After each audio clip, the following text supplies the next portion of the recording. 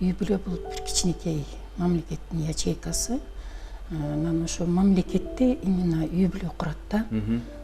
Анан ошондуктан ушул үй бүлө канчалык бекем болсо, үй бүлөдө канчалык тынчтык болсо, баягы ааламда тынч болот.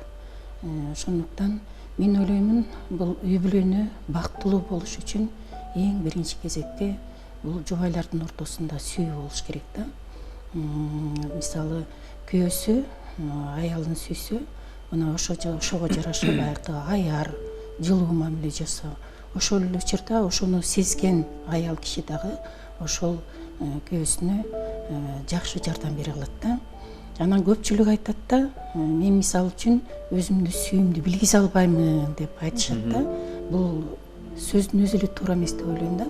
Себеби эртең менен турганда ошо аялынын табитине жараша же күйөөсүнүн табитине жараша жакшынакай сөздөрдү айтуу, ошереки ар түрдүү белектерди берүү, жакшынакай комплименттерди айтуу, жылуу сөз айтуу, бул эртең менен уже аялдын да эркектин дагы маанайын көтөрөт.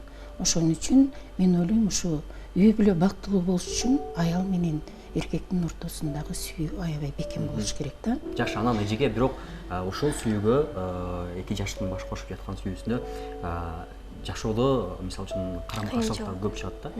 Мисалы үчүн ата-энеси муну албайсың, экөөнүн сүйүүсүнө каршы болот.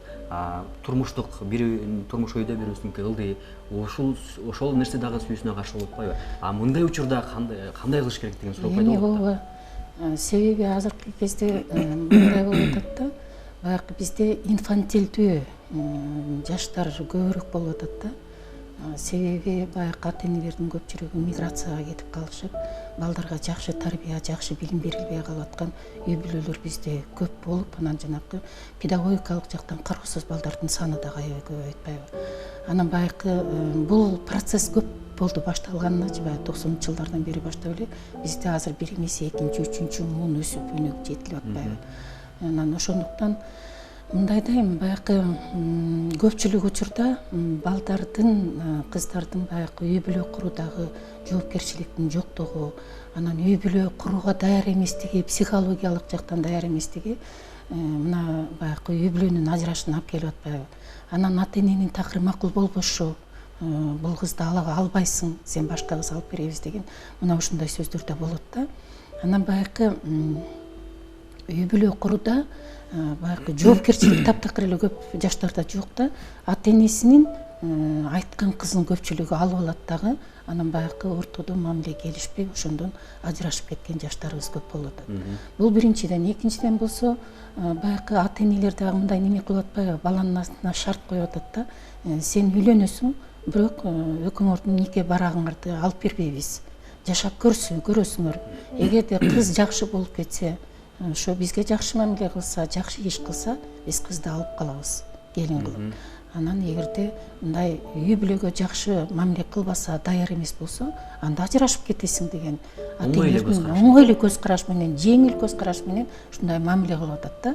Бул ошол эле ата-энеде мисалы үчүн кызы да бар, баласы да бар. Эртеңки күнү ушу кызымдын тагдыры ушу мен алган келиндин тагдырына окшошуп калбасын деген мындай суроону коюп туруп, ошол суроого жооп ата-эне издебей атат да.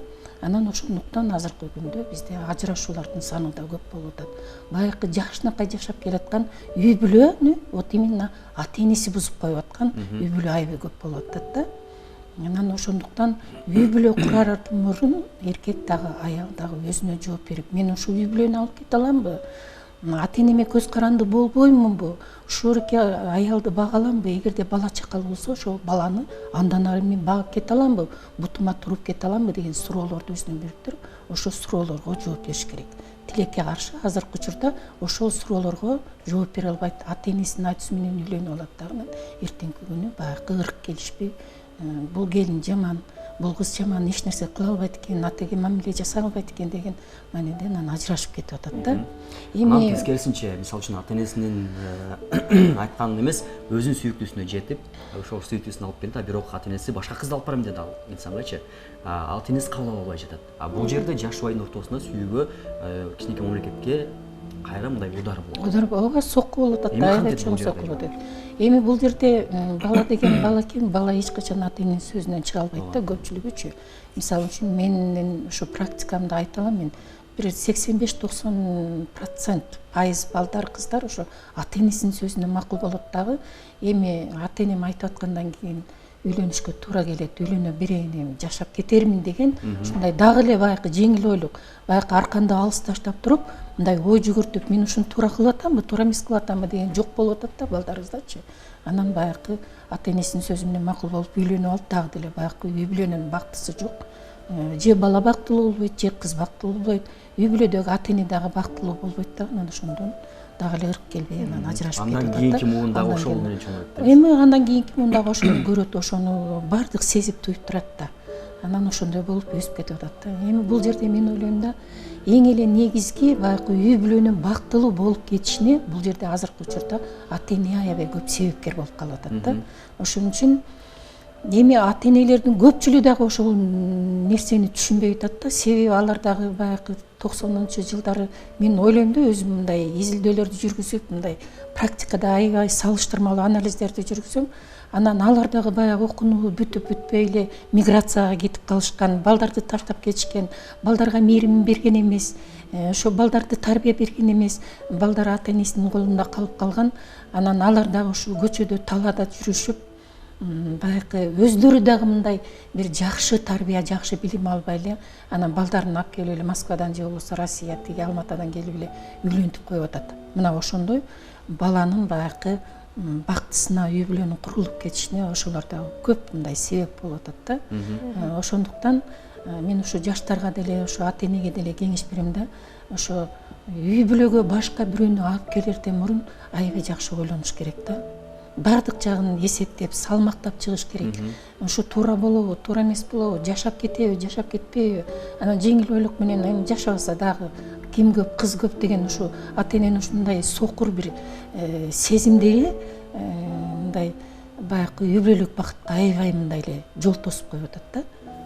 Ошондуктан мен ойлойм, деги эле адамдын билим алышы, тарбия деле бул жерде абдан чоң маани ээ да.